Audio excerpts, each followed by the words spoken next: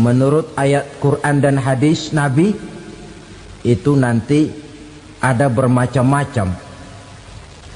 Ada orang beriman itu yang dimasukkan surga. Ada orang beriman itu yang dimasukkan ke dalam surga.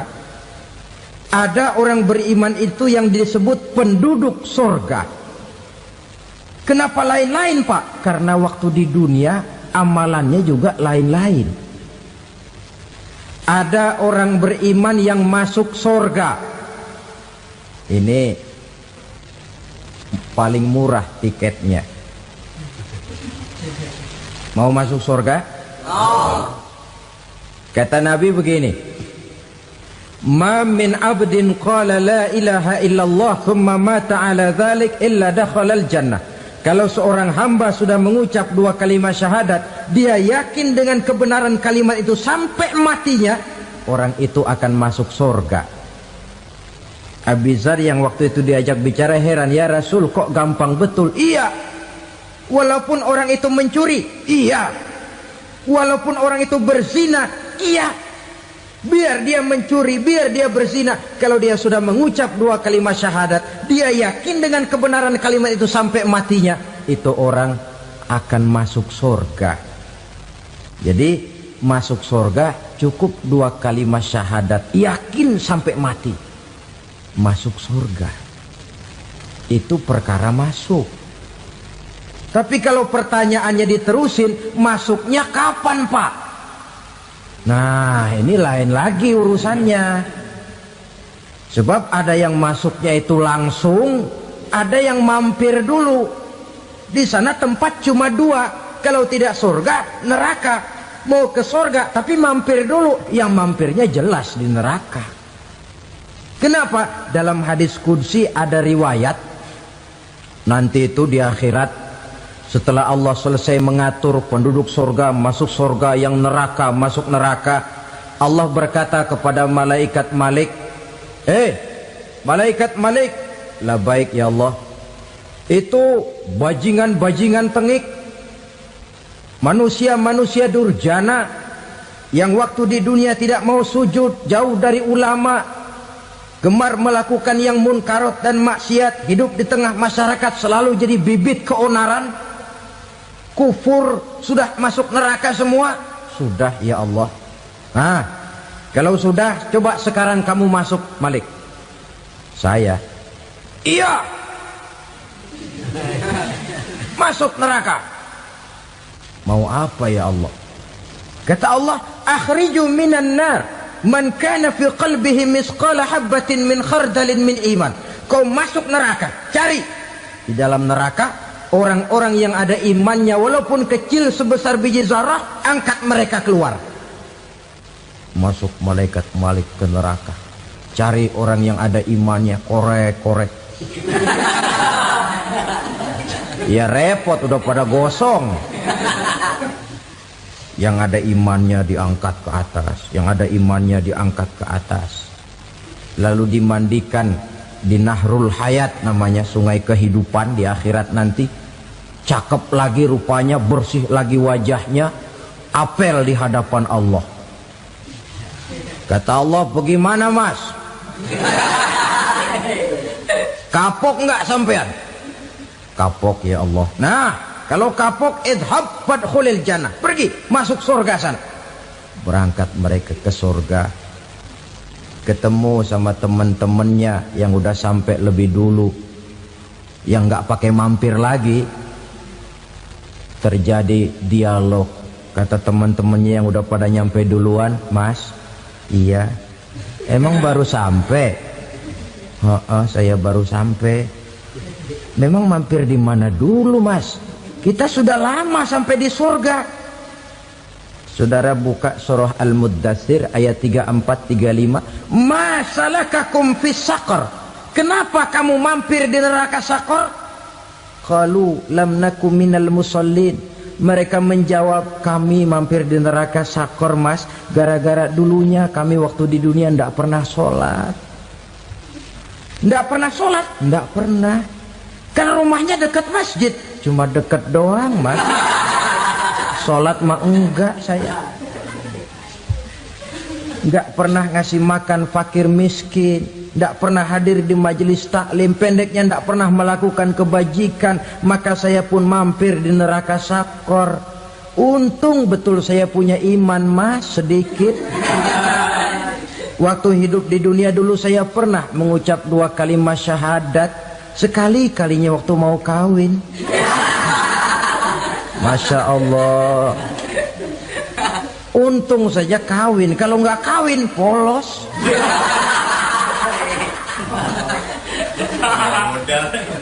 Itu juga pengulu sudah setengah mati ngajarin.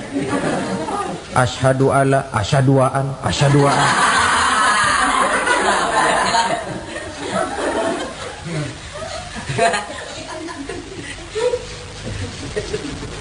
Ini namanya masuk surga, ada mampir dulu.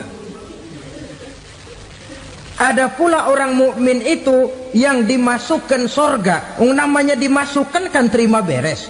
Saya masuk ke rumah, jalan sendiri, cari tempat sendiri. Saya dimasukkan ke dalam rumah, terima beres, pokok ada di dalam, itu dimasukkan namanya. Nggak pakai mampir.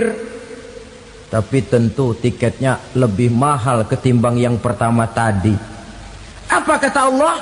Innal ladzina amanu wa amilus salihat la ukaffiranna anhum sayyi'atihim wa la udkhilannahum jannah. Sesungguhnya orang-orang yang beriman kemudian beramal soleh, kami hapuskan segala dosa dan kesalahannya, kami masukkan mereka ke dalam surga. Lihat ayatnya, Allah yang memasukkan, kita yang dimasukkan. Tidak pakai transit, tidak usah mampir. Cuma tidak cukup syahadat, tidak cukup amanu, tapi diiringi dengan wa'amilus salih. Iman, amal. Tidak cukup syahadat, lalu dibuktikan dia sholat, dia zakat, puasa, lalu dia melakukan berbagai macam kebajikan. Ini yang menyebabkan dia tidak pakai mampir di tempat yang bernama sakor. Lalu ada pula orang mukmin itu yang disebut penduduk sorga. Wah, ini sudah VIP ini. Ashabul jannah, penduduk sorga. Siapa mereka? Kata Allah, innal ladzina amanu summa istaqamu fala khaufun alaihim wala hum yahzanun ulaika ashabul jannah hum fiha khalidun. Sesungguhnya orang-orang yang beriman lalu istiqamah, tetap dalam melaksanakan perintah Allah, tidak goyah, tidak labil tapi stabil, istiqamah, mereka tidak takut dan tidak bersedih hati. Merekalah penduduk surga. Iman, istiqamah. Tidak punya duit, sembahyang. Banyak duit, sembahyang. Miskin, sembahyang. Kaya, tetap sembahyang. Istiqamah. Kadang orang kalau susah rajin ke masjid, banyak duitnya ngelihat masjid melengos. Waktu miskin hamba Allah, setelah kaya jadi hamba harta. Bergeser, tidak ada nilai istiqomahnya. Saudara-saudara, dengan begitu penduduk neraka itu dua. Ada penduduk permanen, ada penduduk yang semi permanen. Yang semi permanen orang-orang beriman yang mempunyai dosa besar. Mereka masuk ke neraka untuk menerima azab sesuai dengan dosanya. Bila selesai masa azab itu, mereka akan diangkat untuk ditempatkan kembali ke dalam surganya Allah Subhanahu wa ta'ala. Nah, dikala itulah saudara-saudara, ada yang disebut syafaat dari Rasulullah Sallallahu Alaihi Wasallam. Tapi tentu jangan lupa, syafaat ini ibarat kain menambal dia. Kita punya kain bolong-bolong sedikit, syafaat yang menambal. Solat kita ada kurang dikit, sedekah kita ada campur riak dikit, amalan kita ada tidak karena Allah dikit, kita berharap syafaat. Jadi biarlah kain masih bolong-bolong, yang penting punya kain. Tapi kalau kainnya tidak ada, yang ditambal apanya? Sholat tidak, puasa tidak, zakat tidak, berharap syafaat saja. Ya, terlalu berlebihan itu. Saudara hadirin yang saya hormati, apabila selesai proses penghisaban, proses penghitungan, maka dikala itulah manusia terbagi dalam dua kelompok besar. Fariqun fil jannah wa fariqun fis sa'ir. Sekelompok orang-orang beruntung yang masuk ke dalam surga, dan sekelompok lagi masuk ke dalam neraka. Ibu-ibu, saudara-saudara kaum muslimin rahimakumullah. Pada pertemuan yang lalu sudah saya jelaskan bahwa hidup selalu berakhir dengan kematian. Apabila datang kematian menimpa seseorang, datanglah kiamat baginya. Itu yang disebut dengan kiamat kecil. Hakikatnya mati adalah perpindahan dari kehidupan di dunia ini menuju kehidupan di alam barzakh. Menunggu kita di alam barzakh sampai datangnya saat kiamat. Entah 10 tahun, entah 100 tahun, entah 1000 tahun, hanya Allah saja yang maha tahu. Adapun orang-orang beriman yang melakukan amal kebajikan dalam kehidupan di dunia ini, masa penantian yang lama di alam barzakh buat mereka sebentar saja. Tetapi bagi orang-orang kafir yang ingkar, yang tidak beriman kepada Allah, yang hidup di dunia cuma menumpuk-numpuk dosa, tentu penantian di alam barzakh akan merupakan waktu yang sangat lama. Bukankah dalam kehidupan kita waktu itu memang relatif? Contoh misalnya, bagi pemuda-pemudi yang sedang duduk asyik memadu cinta, waktu 4-5 jam saja rasanya cuma 4-5 menit. Tenggelam oleh keasikan. Tapi buat orang yang berbaring di rumah sakit, meratap di balik-balik apa itu tembok derita kata lagu,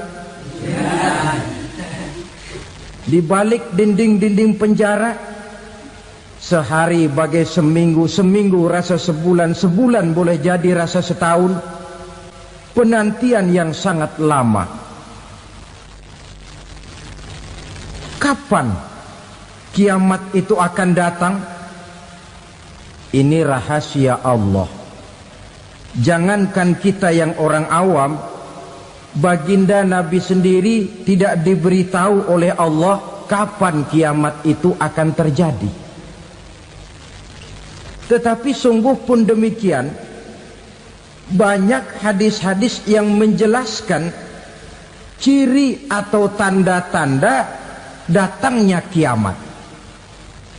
Nah, kalau sudah bicara soal tanda, tanda kiamat itu ada dua. Pertama yang disebut alamatus sughra, tanda-tanda kecil. Ini waktunya masih ada tenggang. Ada yang dinamakan alamatul kubra, tanda-tanda besar. Artinya kiamat sudah diambang pintu. Apa tanda-tanda kecil dari datangnya hari kiamat itu? Misalnya kata Nabi, apabila ilmu sudah diangkat oleh Allah, artinya apabila ulama sudah banyak wafat, minat orang belajar agama berkurang, lalu kebodohan nampak merajalela di mana-mana, zina dikerjakan secara terbuka, minuman-minuman keras jadi kebanggaan. Itu termasuk di antara tanda-tanda kecil terjadinya hari kiamat. Apalagi misalnya iza waladatil ammatu rabbataha, apabila budak sudah melahirkan tuan. Apa maksudnya? Ada yang mentafsirkan apabila anak sudah bisa membudaki orang tuanya. Orang tua yang melahirkan dia, yang membesarkan dia, demi setelah si anak besar jadi orang berpangkat, bertitel, berharta, berkedudukan, jadilah orang tua itu budaknya. Sehingga sering dibilang kalau orang tua kaya, anak jadi raja. Tapi kalau anak yang kaya, orang tua sering jadi budak. Apalagi munculnya fitnah yang bergelombang, timbul perang antara dua bangsa yang besar, waktu berjalan terasa sangat pendek sekali. Itu merupakan tanda di antara tanda-tanda kiamat. Termasuk di dalamnya sulit membedakan mana laki, mana perempuan.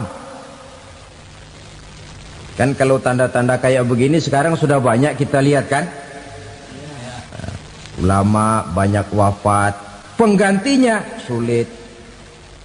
Zina dikerjakan berterang-terangan, minuman keras jadi kebanggaan. Banyak anak membudaki orang tuanya, sulit membedakan mana laki mana perempuan.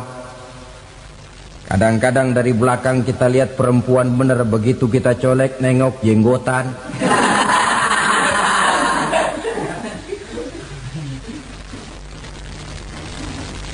Ini termasuk tanda-tanda kecil.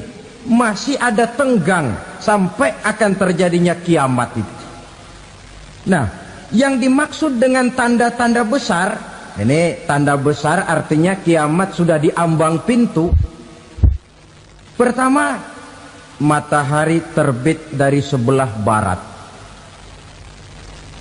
Apabila matahari sudah terbit dari arah sebelah barat, tertutuplah sudah pintu taubat. Bersabda Nabi kita, la taqumus sa'atu hatta tatlu'a syamsu min maghribiha. Tidak akan datang hari kiamat sampai matahari terbit dari arah sebelah barat. Fa iza tala'at, manakala matahari telah terbit dari arah sebelah barat, wara'ahan nasu, manusia banyak menyaksikan itu, amanu ajma'un, mereka pun lalu beriman. Yang tadinya kafir, yang tadinya ingkar, yang tadinya membangkang, setelah melihat matahari terbit dari sebelah barat, buru-buru beriman, berlomba-lomba mengucap dua kalimat syahadat. Tapi apa yang terjadi? Kata Nabi, wadzalika hina la yanfa'u nafsan imanuha lam takun amanat min qabl. Hari itu adalah hari yang iman sudah tidak berguna lagi bagi seseorang apabila sebelumnya memang dia tidak pernah beriman. Au kasabat fi imaniha khaira, atau beriman tetapi tidak pernah melakukan kebajikan di dalam keimanannya itu. Hari yang sudah kasib, hari yang sudah terlambat, beriman tidak akan ada gunanya lagi. Ini pelajaran buat kita. Sebelum sang surya terbit dari sebelah barat, sebelum nafas sampai di tenggorokan, artinya pintu taubat masih terbuka. Kalau dua hal itu sudah terwujud, nafas sudah sampai di kerongkongan, atau matahari sudah terbit dari arah sebelah barat, tertutuplah sudah pintu taubat. Tak ada lagi gunanya pangkat, jabatan, harta, bahkan beriman pun dalam suasana macam itu. Too late, kata orang Kulon.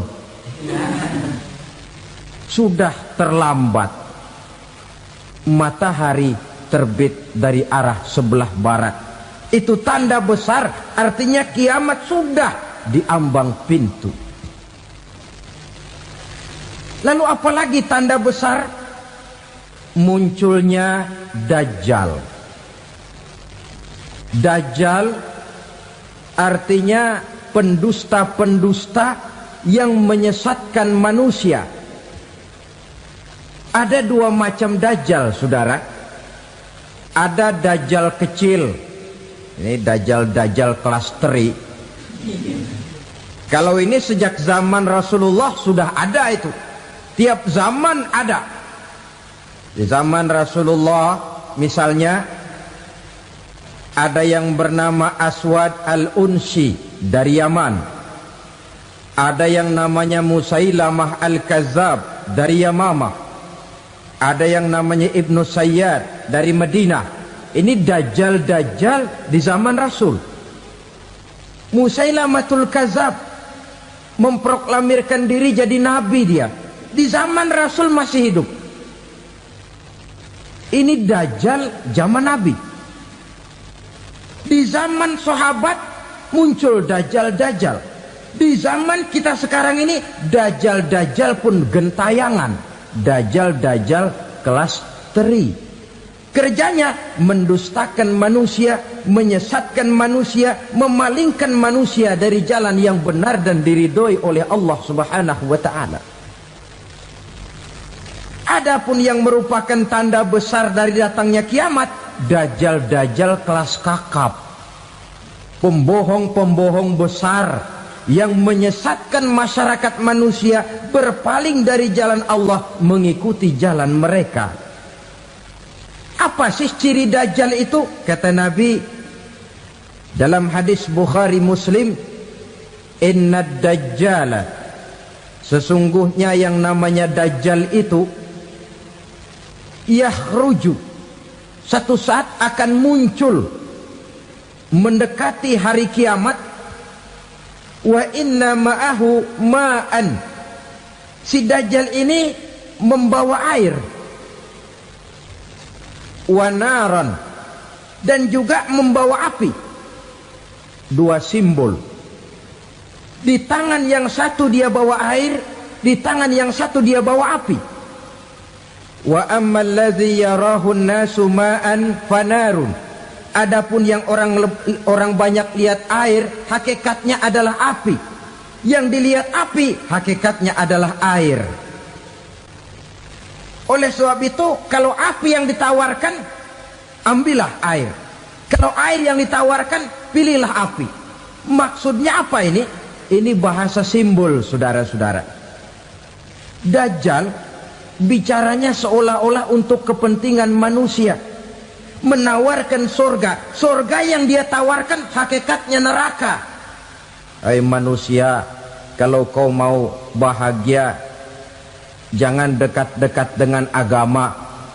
Sholat itu tidak efektif dan efisien, tidak produktif dari segi ekonomi itu. Menghadiri majelis taklim cuma buang-buang waktu. Tahajud, tasbih, tahlil, baca Quran, apa itu? Pekerjaan mubazir saja. Hidup ini cuma sekali, masa yang cuma sekali, manfaatkan dengan sebaik-baiknya. Mumpung, dibawanya sifat mumpung tetapi dalam pengertian yang sangat negatif. Bicaranya seolah-olah untuk kepentingan manusia, tetapi sebenarnya menjerumuskan manusia. Menawarkan air, tapi sebenarnya api. Menawarkan api, tapi hakikatnya air. Buat apa kamu sholat? Buat apa kamu bayar zakat? Buat apa kamu puasa? Surga yang dicanangkan Dajjal, hakikatnya neraka. Neraka yang digambarkan Dajjal, pada dasarnya adalah surga. Jadi memutarbalikkan fakta itu kerjaan Dajjal. Yang hak jadi batil, yang batil dibilang hak, yang benar jadi salah, yang salah malah jadi benar. Tuntunan disuruh jadi tontonan, tontonan malah menjadi tuntunan. Itu pekerjaan Dajjal profesinya. Zamannya Nabi Adam, Dajjalnya kan iblis. Betul? Betul. Apa sih gang kerayuan iblis itu? Allah setelah menciptakan Nabi Adam kan bilang, Adam, kau dan istrimu Hawa tinggal di surga ini. Seluruh fasilitas yang ada di surga persilahkan kau nikmati. Satu yang tidak boleh, jangan coba-coba dekati pohon khuldi. Dekat saja jangan, apalagi sampai memetiknya. Datang Dajjal yang namanya iblis ini. Adam, kamu tahu nggak kenapa tidak boleh makan buah khuldi? Ya nggak tahu, pokoknya saya dilarang. Bodoh kamu Dam. Khuldun artinya kekal.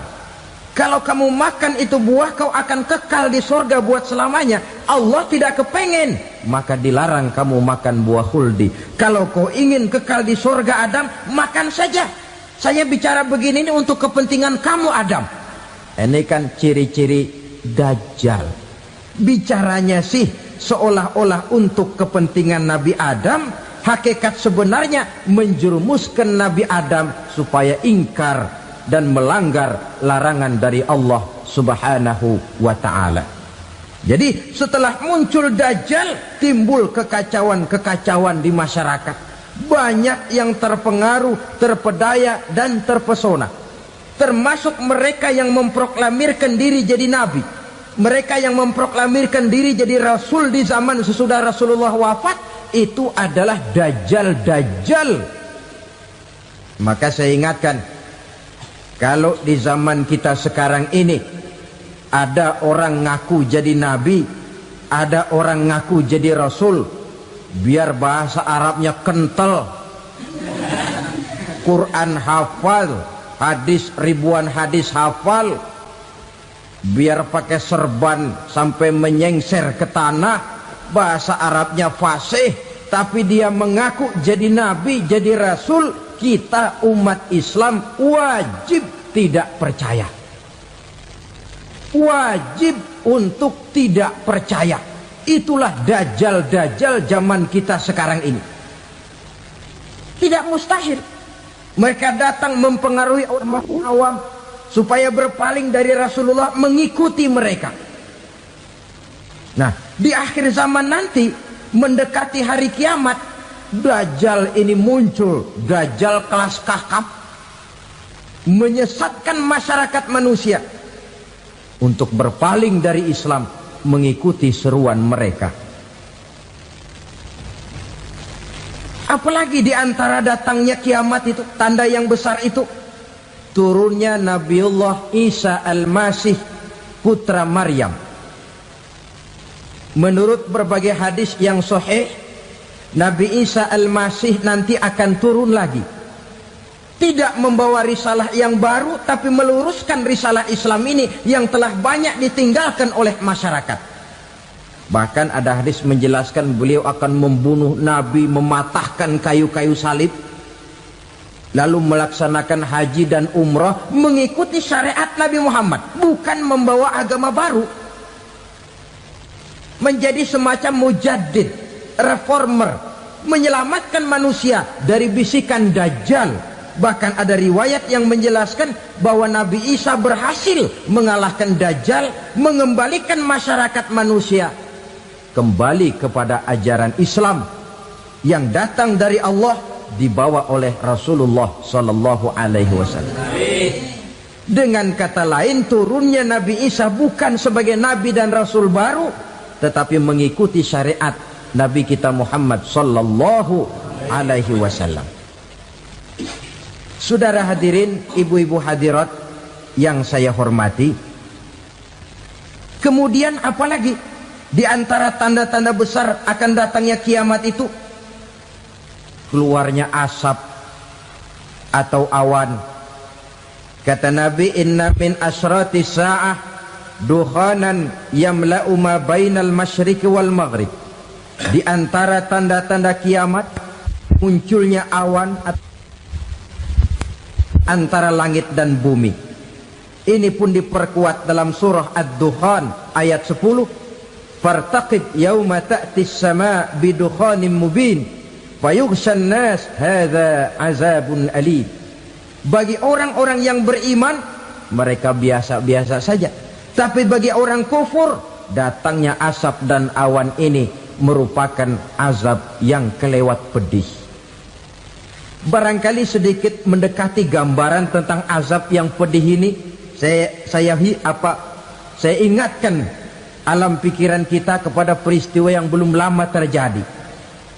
Pernah dengar berita bocornya reaktor nuklir di Chernobyl, Uni Soviet? Pernah dengar? Bocornya reaktor nuklir di Chernobyl yang mengakibatkan ratusan bahkan sangat mungkin ribuan nyawa. Cuma satu reaktor. Bagaimana kalau seluruh cadangan nuklir yang dimiliki oleh para negara adik kuasa ini diledakkan? Bahkan yang konon menurut catatan cadangan nuklir yang dimiliki bersama oleh Amerika dan Rusia sekarang ini sudah sanggup memusnahkan 6 miliar manusia, 1,5 kali lebih banyak dari jumlah manusia yang nongkrong di permukaan bumi ini. Saudara-saudara hadirin yang saya hormati, lalu saat mendekati hari kiamat, apalagi tandanya setelah Nabi Isa wafat, pada saat turunnya yang kedua kali, lalu Allah meniupkan angin sejuk, semua orang-orang beriman, orang-orang baik wafat, sehingga penghuni bumi ini cuma tinggal lagi terdiri dari orang-orang kafir. Tidak ada lagi di bumi ini yang bisa mengucapkan Allah. Sehingga dalam hadis qudsi itu ada keterangan, Innallaha azza wa jalla yaqulu li Israfil. Allah pernah pesan kepada malaikat Israfil, kata Allah, Israfil, Iza sami'ta qailan yaqul Allah Allah fa akhirin nafakh 40 sanatan ikraman liqailiha. Hai Israfil, apabila kau dengar di permukaan bumi masih banyak orang yang mengucapkan Allah Allah, maka tunda sangkakala kiamat itu 40 tahun. Untuk apa? Ikraman liqailiha, menghormati orang yang mengucapkan Allah Allah itu. Wah, jadi karena sekarang masih banyak yang mengucapkan Allah, besar hatilah kita, masih jauh kiamat itu. Tapi jangan lupa, kiamat pribadi, kiamat kecil itu yang gak kita sangka-sangka. Ajal datang mencabut nyawa, itu kiamat pribadi, dan itu yang pasti kita hadapi, dan itu yang membuat kita tidak boleh bersikap main-main di dalam kehidupan sekarang ini. Saudara hadirin yang saya hormati, tidak ada lagi orang-orang muslim. Seluruh penduduk dunia ini kafir. Lalu terciptalah struktur sosial yang berlandaskan prinsip hidup semau gue. Bakal terjadilah prinsip di mana yang kaya menyantap yang miskin, yang kuat menindas yang lemah. Hidup sudah bagaikan di rimba belantara, berlaku hukum rimba, siapa yang kuat dia yang menang, siapa yang lemah menjadi mangsa. Timbul kekacauan, maksiat merajalela, munkarat menjadi-jadi, sehingga isi bumi ini penuh dengan segala macam perbuatan dosa. Tidak ada perlunya lagi alam diperpanjang temponya. Datang saat yang sudah dijanjikan oleh Allah Azza wa Jalla, maka terjadilah yang disebut kiamat kubra, kiamat besar, kiamat ancur-ancuran. Bagaimana kejadian ini dimulai? Dalam surah Az-Zumar ayat 68, Allah Subhanahu wa taala berfirman, wa nufikha fis suri fasa'iqa man fis samawati wa man fil ardi illa man sya'allahu. Maka manakala ditiuplah sangkakala, terkejutlah seluruh yang ada di langit dan seluruh yang ada di bumi. Bila saat kiamat datang, Allah perintah malaikat Israfil, Israfil, tiup sangkakalamu. Ditiuplah sangkakala oleh malaikat Israfil. Yang akibat daripada tiupan itu, seluruh yang ada di langit, seluruh yang ada di permukaan bumi terkejut. Yang ada di langit siapa? Malaikat kan. Bayangin aja kalau malaikat kaget, apalagi kita. Terkejut seluruh makhluk yang ada di bumi, yang ada di langit mendengar suara sangkakala itu. Bunyinya tidak sanggup kita bayangkan dahsyatnya. Ledakan nuklir, ledakan neutron, belum apa-apa ketimbang bunyi sangkakala malaikat Israfil ini. Nah, lalu mendengar bunyi sangkakala ini, gemparlah makhluk, kacaulah alam. Bumi gempa, planet-planet bertabrakan, gunung meletus, air laut tumpah ke darat, angin topan bertiup, halilintar menyambar. Lalu semua yang bernama hidup mati total. Mati bareng tanpa persiapan. La haula wala quwata illa billah. Saya kadang-kadang dalam tafakur bermohon, ya Allah, mudah-mudahan saya enggak nemuin kiamat beneran. Ngeri. Tidak bisa kita bayangkan macam apa suasana seperti itu. Allah saja banyak memberikan gambaran, misalnya Al-Qari'ah, wa mal qari'ah, wa ma adraka mal qari'ah. Kejadian yang menggemparkan. Tahukah kamu apa kejadian yang menggemparkan itu? Yauma yakunun nasu kal farasil mabsus wa takunul jibalu kal ihnil manfus. Pada saat itu manusia berterbangan bagai kupu-kupu, gunung berterbangan seperti kapas ditiup angin. Gunung saja macam kapas, konon lagi manusia. Kematian total, mulai semut sampai gajah mati, jin mati, iblis mati, malaikat mati. Malaikat saja mati. Saudara hadirin yang saya hormati, kematian total yang tanpa persiapan. Orang bilang, Pak, kalau mati bareng begitu yang repot malaikat maut dong ya. Cabut sana, cabut sini. Itu kalau menurut logika kita, mestinya begitu menurut logika. Tapi logika juga yang nggak perlu serepot itu. Sebab untuk mematikan listrik di wilayah DKI, di wilayah Jakarta, nggak perlu tiap rumah didatengin, matiin, ya lama. Cukup dari kantor pusatnya saja PLN, tekan satu tombol, gelaplah seluruh Jakarta. Saudara hadirin yang saya hormati, kematian total. Lalu setelah kematian total, planet-planet juga mati, dalam arti tidak bergerak dan beredar.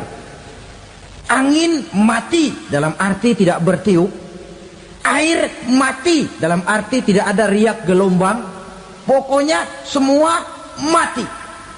Kullu nafsin za'iqatul maut, semua yang bernafas mati. Dalam ayat lain, kullu man 'alaiha fan, semua yang ada di permukaan bumi fana. Yang kekal cuma Allah Subhanahu wa ta'ala. Yang paling belakang mati malaikat maut dan malaikat Israfil. Tapi mati juga sesuai dengan janji Allah. 10 lamanya. Tidak dijelaskan oleh Abi Hurairah 40 jam, apa 40 hari, apa 40 tahun. Hadis-hadis cuma menyebutkan 40 saja. Sunyi alam, yang tinggal cuma Allah saja lagi. Ketika itu Allah berseru-seru, katanya, limanil mulkul yauma, siapa para penguasa hari ini? Mana itu raja-raja dan penguasa yang dulu mengaku jadi Tuhan? Fir'aun, mana Fir'aun sekarang? Yang dulu jadi raja, merasa berhasil, sombong, lalu tidak mau turun-turun dari kekuasaannya, sampai kepada puncak kekurang ajarannya mengangkat diri jadi Tuhan. Mana itu Fir'aun? Namrus, mana sekarang Namrus? La ilaha illa ana, ternyata tidak ada Tuhan lain selain daripada aku, kata Allah. Proses kemudian, saudara-saudara, turunlah hujan dari langit. 40 lamanya hujan itu. Tidak jelas juga 40 jam apa 40 hari. Setelah air turun membasahi, datanglah tiupan sangkakala yang kedua. Semua yang bernama mati bangkit dari kuburnya masing-masing. Ini yang disebut Yaumul Ba'thi, hari kebangkitan. Allahu Akbar. Pada saat kita bangkit dari kubur kita masing-masing, kumpul di padang mahsyar namanya. Bayangin aja, saya sendiri nggak sanggup bayangin. Manusia sejak zaman Adam sampai zaman kiamat kumpul bareng di tempat sama. Berapa banyaknya itu?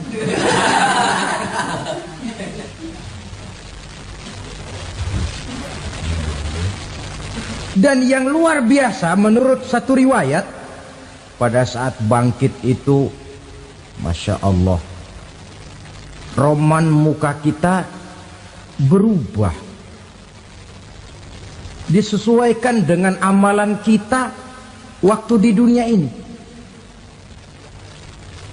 Barang siapa yang waktu di dunia amalannya itu amalan tikus, di akhirat nanti dia bangkit dari kubur, mukanya seperti muka tikus. Gagah betul badannya, tapi mukanya seperti tikus. Kenapa? Amalannya waktu di dunia seperti amalan tikus. Apa amalan tikus itu? Suka ngegeragoti barang yang sudah disimpan rapi-rapi. Orang sudah simpan uang rapi-rapi, simpan perhiasan rapi-rapi, digeragoti oleh tikus. Maling-maling, pencoleng-pencoleng, koruptor-koruptor. Itu nanti di akhirat nanti kita lihat mukanya seperti muka tikus. Oh ini waktu di dunia suka nyolong, mukanya seperti muka tikus. Barang siapa yang waktu di dunia ini amalannya itu amalan macan, dia akan bangkit nanti mukanya seperti muka macan. Apa amalan macan? Macan itu amalannya menang-menangan. Orang yang mau menang saja, nggak mau mengalah. Coba lihat di hutan. Kenal hutan nggak? Di hutan, raja hutan di mana-mana pasti macan. Betul kan? Betul. Padahal hutan belum pernah bikin pemilihan umum. Tapi macan tidak peduli ada pemilihan umum apa tidak, pokok saya raja. Sebab apa? Macan jadi raja itu bukan karena benar, tapi karena kuat jadi raja. Setelah dia jadi raja, rakyat hutan yang mesti dilindungi malah dimakan oleh raja macan. Kambing rakyat hutan dimakan oleh macan. Ayam rakyat hutan dimakan oleh macan. Itu nanti kita lihat di akhirat itu mukanya seperti muka macan, gagah betul. Lalu barang siapa yang di dunia ini amalannya itu seperti amalan anjing, nanti dia punya muka seperti muka anjing. Apa amalan anjing? Pertama, anjing itu kalau disuruh jaga rumah, dia tidak bisa membedakan mana maling, mana tamu. Biar yang datang maling, kalau bawa tulang, anjing kalem. Yang kedua, anjing itu akan setia kepada siapa saja yang memberinya roti. Siapa yang memberinya roti, itulah majikannya. Apa kata majikannya pasti dia laksanakan. Soal benar atau salah dia tidak peduli. Setelah anjing dapat roti, dia tidak punya pilihan lain kecuali bilang, abdi mah kumaha juragan wae ayeuna mah.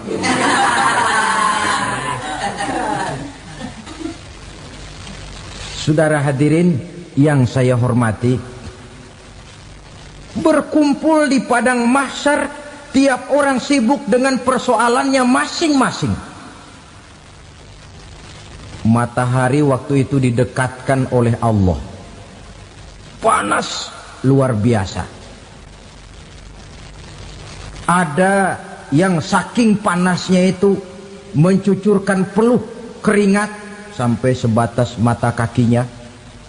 Ada yang keringatnya sampai sedengkulnya, ada yang keringatnya sampai sepusatnya, ada yang keringatnya mengalir sampai sebahunya, ada yang kelelap oleh keringatnya sendiri, sementara orang di sampingnya enggak apa-apa. Bergantung lagi amalan dia waktu di dunia ini. Saudara-saudara, sebagian orang dalam kepanikan padang mahsyar berombong-rombong datang mereka menghadap Nabi Adam. Ya Adam, anta abal bashar. Hai Adam, Tuhan adalah bapak moyang manusia. Kami sebentar lagi akan disidang, dimintakan pertanggungan jawab. Tolonglah kami, hai Adam. Kata Nabi Adam, jangankan nolongin sampean, saya sendiri tanggung jawab di hadapan Allah ketika dulu tidak boleh makan khuldi, saya serobot. Sudahlah, urus diri masing-masing saja, nafsi. Begitu kata Nabi Nuh, begitu kata Nabi Ibrahim. Tiap orang bertanggung jawab sendiri-sendiri. Ketika itulah saudara-saudara, nikmatnya menjadi umat Nabi besar Muhammad sallallahu alaihi wasallam. Sebab apa? Walaupun menurut abjad kita ini umat paling belakang, paling belakang kita ini toh, karena Nabi Muhammad adalah Nabi akhir, tapi akan dihisap lebih dulu, lewat di atas sirat lebih dulu, masuk surga lebih dahulu ketimbang umat-umat belakangan.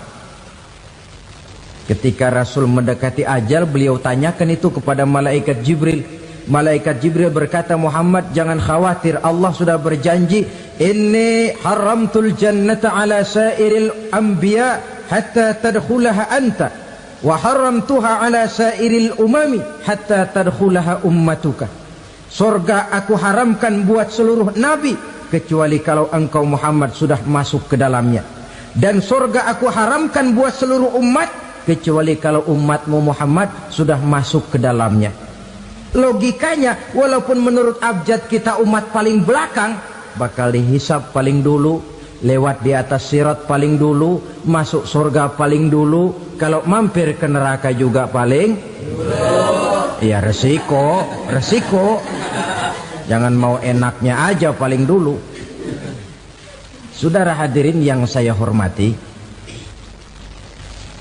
setelah masa kebangkitan itu jangan dikira begitu bangkit langsung diperiksa. Masih menunggu menanti ribuan tahun perhitungan padang mahsyar untuk sampai kepada proses yang disebut yaumul hisab, hari perhitungan. Seorang demi seorang bakal dipanggil. Bayangkan saja, kita se-RT saja di absen, kadang-kadang perlu waktu lama.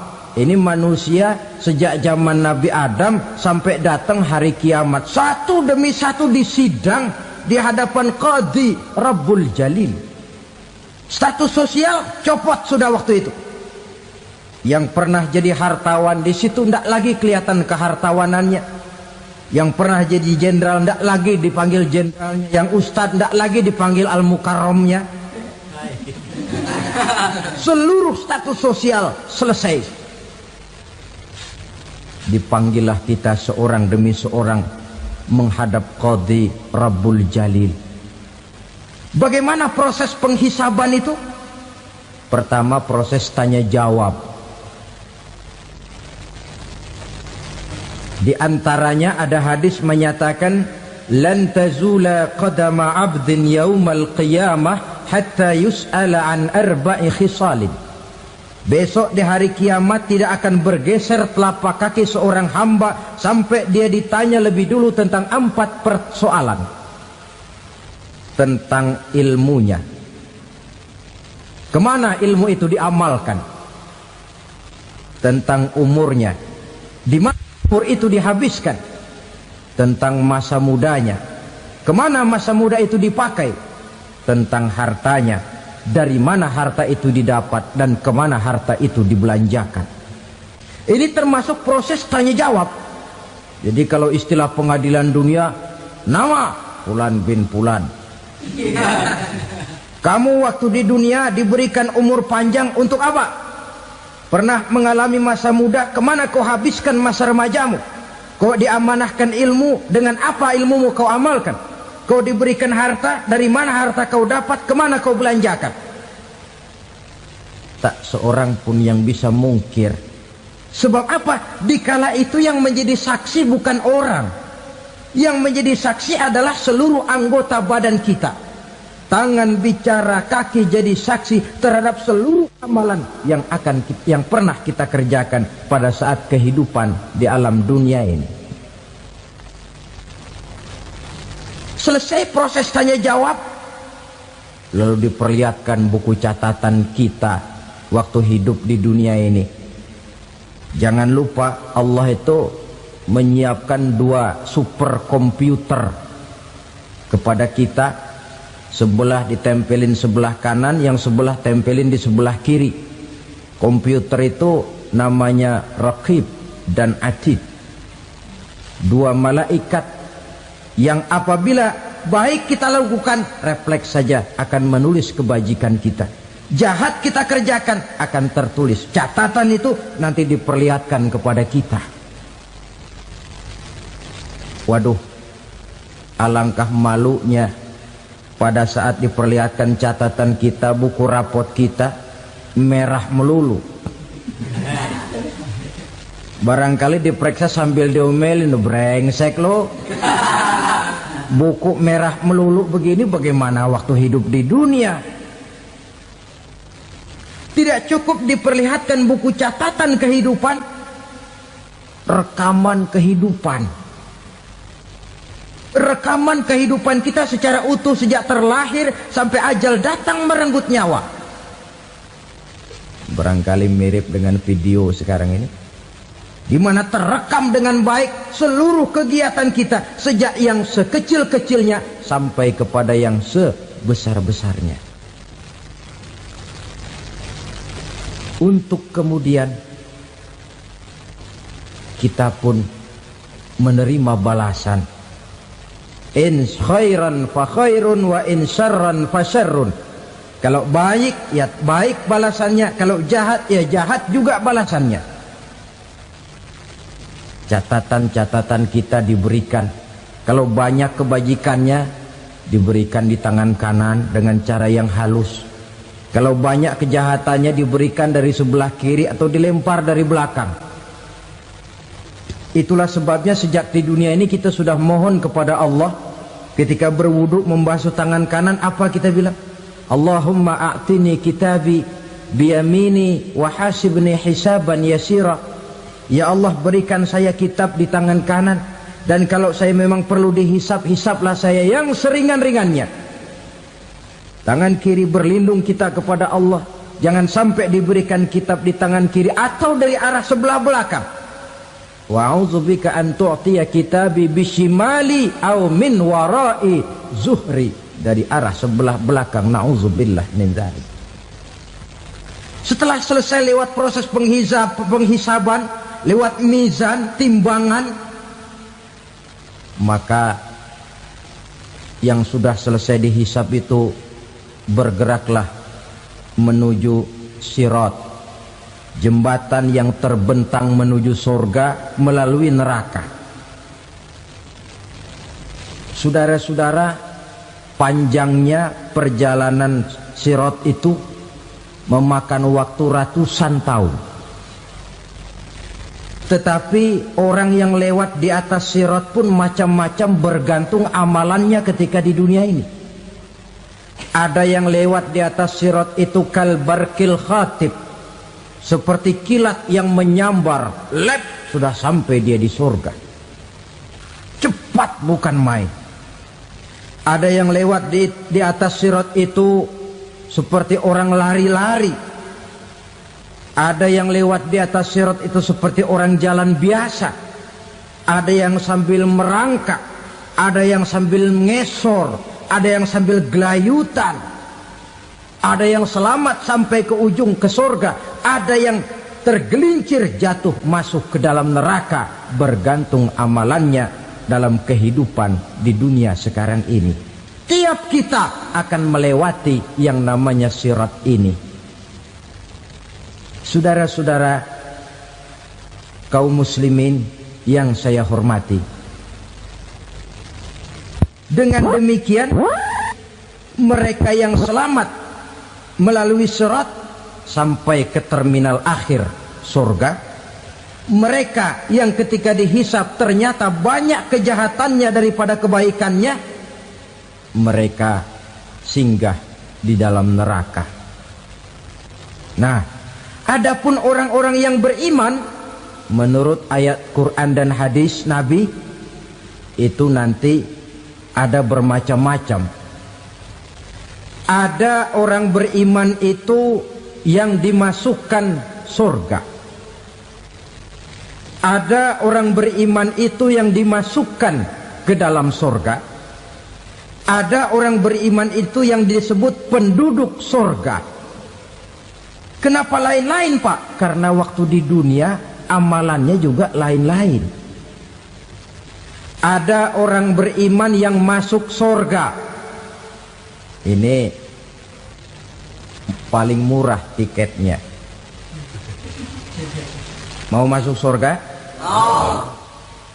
Kata Nabi begini, ma min abdin qala la ilaha illallah thumma mata ala dhalik illa dakhalal jannah. Kalau seorang hamba sudah mengucap dua kalimat syahadat, dia yakin dengan kebenaran kalimat itu sampai matinya, orang itu akan masuk surga. Abi Dzar yang waktu itu diajak bicara heran, ya Rasul kok gampang betul? Iya. Walaupun orang itu mencuri, iya. Walaupun orang itu berzina, iya. Biar dia mencuri, biar dia berzina, kalau dia sudah mengucap dua kalimat syahadat, dia yakin dengan kebenaran kalimat itu sampai matinya, itu orang akan masuk surga. Jadi masuk surga cukup dua kalimat syahadat, yakin sampai mati, masuk surga. Itu perkara masuk. Tapi kalau pertanyaannya diterusin, masuknya kapan, Pak? Nah, ini lain lagi urusannya. Sebab ada yang masuknya itu langsung, ada yang mampir dulu. Di sana tempat cuma dua, kalau tidak surga, neraka. Mau ke surga tapi mampir dulu, yang mampirnya jelas di neraka. Kenapa? Dalam hadis qudsi ada riwayat, nanti itu di akhirat, setelah Allah selesai mengatur penduduk surga masuk surga, yang neraka masuk neraka, Allah berkata kepada malaikat Malik, malaikat Malik, labaik ya Allah, itu bajingan-bajingan tengik, manusia-manusia durjana yang waktu di dunia tidak mau sujud, jauh dari ulama, gemar melakukan yang munkarat dan maksiat, hidup di tengah masyarakat selalu jadi bibit keonaran, kufur, sudah masuk neraka semua. Sudah ya Allah. Nah, kalau sudah, coba sekarang kamu masuk, Malik. Saya, iya, masuk neraka. Mau apa ya Allah? Kata Allah, akhriju minan nar man kana fi qalbihi misqala habatin min khardalin min iman. Kau masuk neraka, cari di dalam neraka orang-orang yang ada imannya walaupun kecil sebesar biji zarah, angkat mereka keluar. Masuk malaikat Malik ke neraka, cari orang yang ada imannya, korek-korek. Ya repot, udah pada gosong. Yang ada imannya diangkat ke atas, yang ada imannya diangkat ke atas, lalu dimandikan di Nahrul Hayat, namanya sungai kehidupan di akhirat nanti. Cakep lagi rupanya, bersih lagi wajahnya, apel di hadapan Allah. Kata Allah, bagaimana mas? Kapok nggak sampean? Kapok ya Allah. Nah, kalau kapok, idhab fadkhulil jannah, pergi masuk surga sana. Berangkat mereka ke surga. ketemu sama teman-temannya yang udah sampai lebih dulu, yang nggak pakai mampir lagi. Terjadi dialog. Kata teman-temannya yang udah pada nyampe duluan, Mas, iya, emang